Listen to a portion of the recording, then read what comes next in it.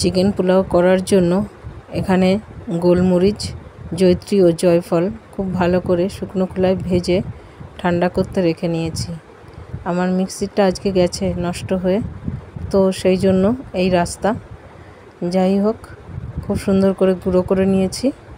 এখন এখানে এক টুকরো আদা আর লঙ্কা আর কয়েকটা রসুন, এটাকেও সুন্দর করে থেতো করে নেব। মশলাটাকে ভালো করে তৈরি করে নিয়েছি। এখন চিকেনটাকে ম্যারিনেশন করে নেব। চিকেন ম্যারিনেট করার জন্য ওই আদা রসুন আর লঙ্কার পেস্টটা দিয়ে দিলাম, আর দেব ওই যে মশলাটা করে রেখেছিলাম গরম মশলা, জয়ফল আর জয়িত্রীর, সেটাও একটু দিয়ে দিলাম।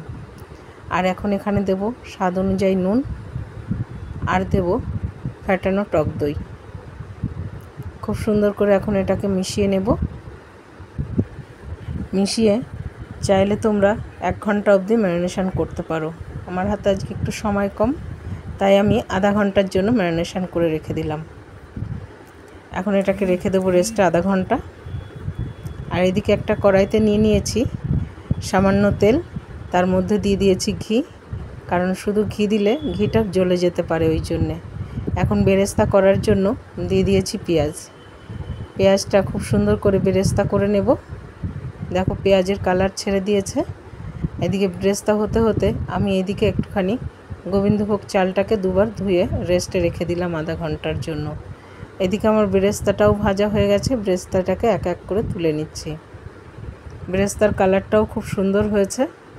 এখন যে ম্যারিনেশন করে রেখে দিয়েছিলাম চিকেনটা, সেই চিকেনটাকে বেরেস্তা ভাজা ঘিয়ের মধ্যে দিয়ে দিয়েছি চিকেনগুলোকে এখন উল্টে পাল্টে লাল লাল করে ভেজে নেব। আর আজকে একটা বিশেষ দিন, হাজব্যান্ডের বার্থডে, তার জন্য আজকে বানাবো চিকেন পোলাও। বিশেষ দিনে বিশেষ কোনো রেসিপি তো অবশ্যই হওয়া চাই, তাই নয় কি? আর ও চিকেন পোলাওটা খেতেও খুব ভালোবাসে, সেই জন্য চিকেন পোলাও করব আজকে। দেখো তোমাদের সঙ্গে কথা বলতে বলতে চিকেনগুলোকে লাল লাল করে ভেজে নেওয়া হয়ে গেছে। এখন এগুলোকে নামিয়ে নেব। এখন ফোড়নে দিয়ে দেবো এলাচ ও দারচিনি, তার মধ্যে দিয়ে দিচ্ছি কাজু কিশমিশ। এটাকে সুন্দর করে নেড়েচেড়ে একটু লাল লাল করে ভেজে নেব। তার মধ্যে দিয়ে দেবো গোবিন্দভোগ চাল।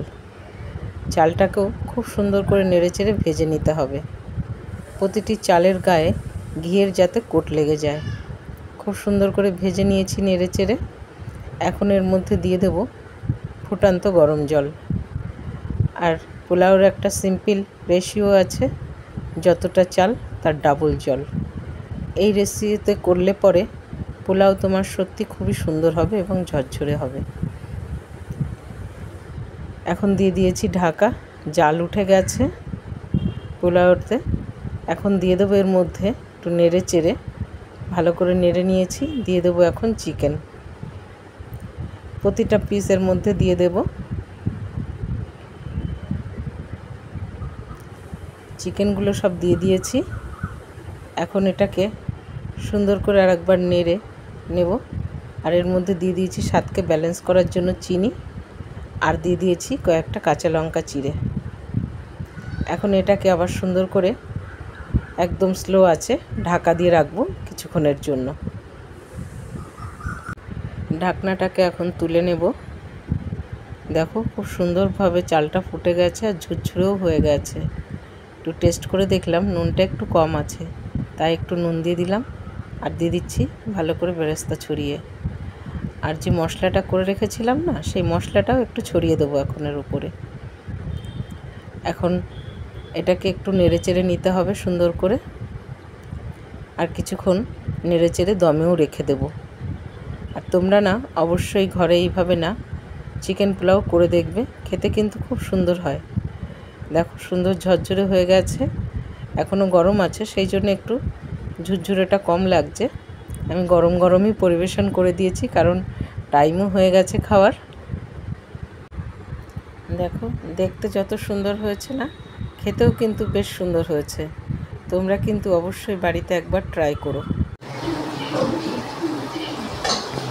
ওগো বানিয়েছি তোমার জন্য স্পেশাল, হ্যাঁ স্পেশাল চিকেন পোলাও। এই যে মা তোমার জন্য যেটা করে প্রতিবার, মাছ ভাজা, 5 রকমের ভাজা, ভাজা সেটা আমিই করে দিয়েছি। হচ্ছে স্পেশাল ফিন্নি। দারুণ হয়েছে, দারুণ। খেতে সুন্দর হয়েছে, চিকেন পোলাও অসাম টেস্ট, খুব ভালো। এখন খাচ্ছি ডেজার্ট, তাই তো?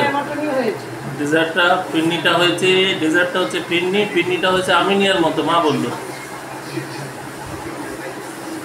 আমি খেয়ে দেখি। হ্যাঁ, দারুণ দারুণ, সুন্দর হয়েছে, পিন্নি একদম আমি নেওয়ার মতন, দারুণ, টপ ক্লাস, দারুণ হয়েছে, দারুণ, টপ ক্লাস, ক্লাসিক, সুন্দর, খুব ভালো। Thank you. ও শ্যামলিদি, কেমন খেলে আজকে? ভালো হয়েছে? হ্যাঁ, খুব ভালো। চিকেন পোলাওটা ভালো লেগেছে? হ্যাঁ, খুব ভালো লেগেছে। আর ফিন্নিটা? ফিন্নিটাও ভালো লেগেছে। আচ্ছা, আমার দেওয়া ভিডিও তোমাদের যদি ভালো লেগে থাকে তাহলে লাইক, শেয়ার, কমেন্টস করতে কিন্তু ভুলো না। তোমাদের কমেন্টস পড়তে এবং রিপ্লাই দিতে আমার ভীষণ ভালো লাগে। তাহলে এখানেই শেষ করছি। সবাই ভালো থাকবে, সুস্থ থাকবে। দেখা হবে পরের আরেকটি ব্লগে।